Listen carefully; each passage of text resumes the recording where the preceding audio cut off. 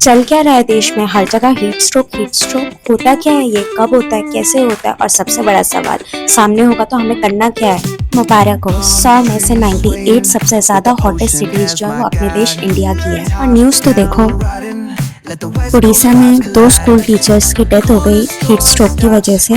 महाराष्ट्र के पुणे में 10 heat stroke की डेथ्स हो गई।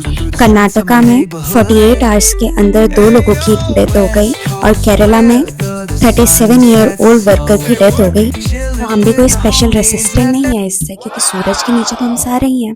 हमारा शरीर कितनी गर्मी को सह सकता है वो इस बात पे डिपेंड करता है कि जो हमारा इन्वायरमेंट है उसमें जो हवा है वो ड्राई है या फिर ह्यूमिड है। अगर हमारे आसपास की जो हवा है वो सूखी है तो हमारा जो पसीना है उसका इवेपोरेशन होता रहता है और इंसान ठंडा रहता है। इसी वजह से कई बार 130 डिग्री फ़ारेनहाइट तक भी लोग गर्मी को सह सकते हैं। और इसी ज़्यादा ह्यूमिडिटी में अगर बाहर का टेम्परेचर 94 डिग्री फ़ारेनहाइट से भी ऊपर जाता है तो हमारी बॉडी का टेम्परेचर भी बढ़ना शुरू हो जाता है। ह्यूमिडिटी में इंसान बहुत ज़्यादा काम कर रहा होता है तो उसके शरीर का टेम्परेचर बढ़ना स्टार्ट हो जाता है, अगर बाहर का टेम्परेचर 85 डिग्री फ़ारेनहाइट है तब भी, क्योंकि हमारी बॉडी भी बहुत ज़्यादा गर्मी को प्रोड्यूस कर रही है जब हम लोग बहुत ज़्यादा काम करते हैं। जब इतनी ज़्यादा गर्मी होती है तो इसी काम के लिए हमारे दिमाग के अंदर हाइपोथैलेमस नाम की जगह होती है जो इस टाइम पे पसीना लाती है और जो हमारी ब्लड वेसल्स होती है उनको फैलाती है या फिर चौड़ा करती है। पर अगर बाहर ह्यूमिडिटी और गर्मी बहुत ज़्यादा होती है तो हमारे शरीर के अंदर भी जो गर्मी होती है और जो टेम्परेचर होता है वो बढ़ना शुरू हो जाता है और 105 डिग्री से 108 डिग्री फ़ारेनहाइट तक जा सकता है, क्योंकि जो हमारे ब्रेन में हाइपोथैलेमस होता है वो इतनी हीट की वजह से खराब हो जाता है और हमें पसीना नहीं ला पाता और हमारी जो ब्लड वेसल्स है उनको चौड़ा नहीं कर पाता।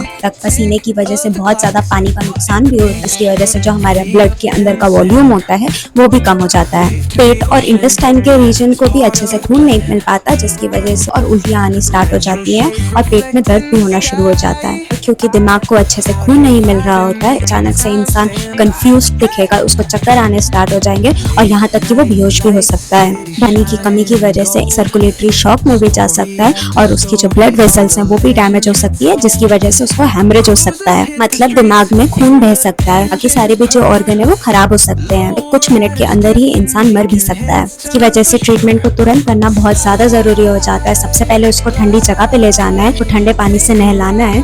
कभी कभार ठंडे पानी से नहलाने की वजह से उस कपकपी हो जाती है और उस गर्मी बॉडी में रिलीज हो जाती है। कुछ केसेस में मसल रिलैक्सेंट्स को भी दिया जाता है। स्प्रे प्लस फैन कूलिंग को यूज कर सकते हैं, जिसमें हम लोगों को थोड़ा सा पानी को छिड़कना होता है उनके शरीर पे और हम लोग उसके बाद उसको फैन से या फिर किसी और चीज से हवा देते हैं पानी को, तब वो पानी इवेपोरेट होता है। और पानी को इवेपोरेट होने के लिए हीट की यानी कि गर्मी की जरूरत होती है, जो गर्मी वो हमारी बॉडी से लेता है।